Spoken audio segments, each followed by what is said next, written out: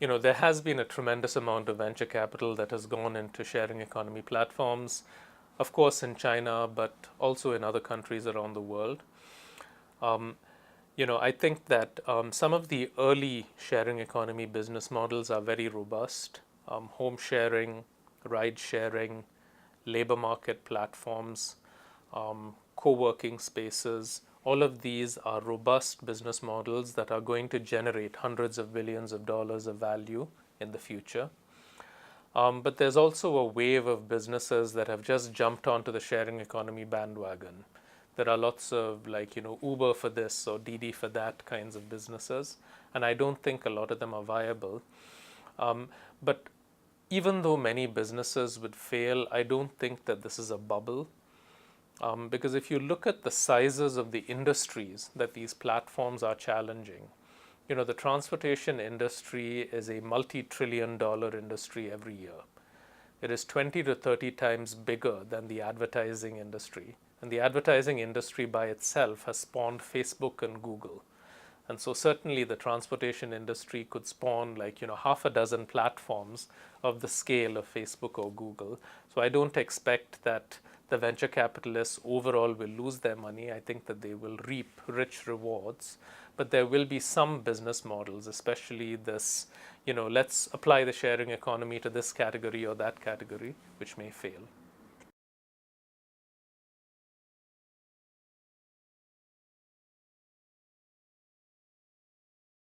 Well, I think sharing economy businesses provide opportunities to consumers in a number of different ways. First of all, the barrier to consumption of ownership is reduced.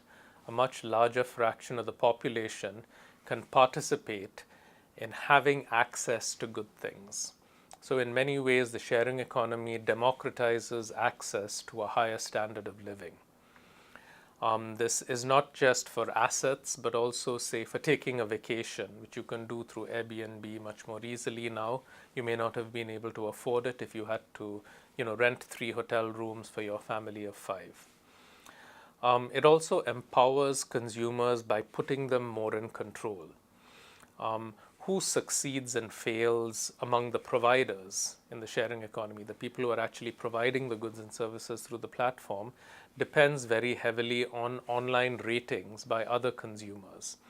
So in many ways, consumers are voting for the quality and the identity of the businesses who will be providing them with the goods and the services. And this is very empowering for consumers. I also think that the variety of products increases because of the sharing economy. You may have had access to one standardized taxi service in the past. Now you have different categories of on-demand car. You can rent the car itself and test drive it. You can take the bus on demand. You can own your own car and have a driver come on demand. And so as variety increases, the quality of experience for consumers also increases because you find a product that better fits your needs, rather than having to sort of tie yourself to either buying one thing or using a uniform service. And so it increases variety, it increases access, and it provides more power to consumers by making their voice heard.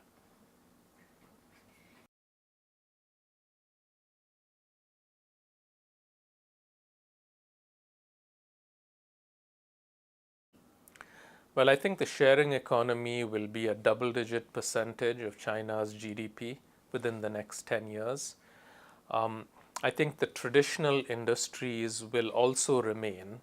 And so what you'll end up with is an economy that is mixed. You'll have traditional sort of 20th century models on one side, but you'll also have in parallel a much greater variety of sharing economy businesses. I think overall this will contribute to increasing the rate of growth of the Chinese economy. I've done research on how the sharing economy impacts an economy in general, and my findings are unequivocally that the sharing economy leads to greater rates of economic growth and growth that actually empowers people who are below median income. So it's not just growth, but it's growth where the benefits are spread more evenly across the population.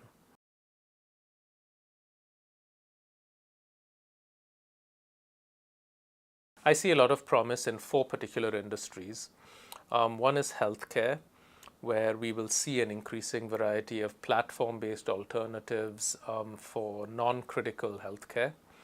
The second is energy, where consumers who install solar panels on their roofs and redistribute locally to other consumers will become an increasingly common form of energy production and distribution, especially in rural areas where sort of high capital intensive power plants are not as economically viable. Real estate, we've seen certainly sort of a growth in the availability of co-working spaces and that sort of disruption of commercial real estate. But I think it will affect residential real estate as well as we create more robust funding models for people to sort of own a fraction of their home, make investments in the homes of their neighbors, and for that sort of crowdfunding to take off. And finally, for professional services, I think that in many industries like law, accounting, consulting, real estate brokerage, high-end computer programming, sales, professions that have traditionally not been in the center of the traditional company but have been on the fringes, I'm already seeing platforms emerging where the individual, rather than working for a firm, is running their own tiny business. The platform is aggregating demand, managing risk, providing some trust and safety services. So professional services, real estate, healthcare, and energy. These are the industries that I'm watching most closely.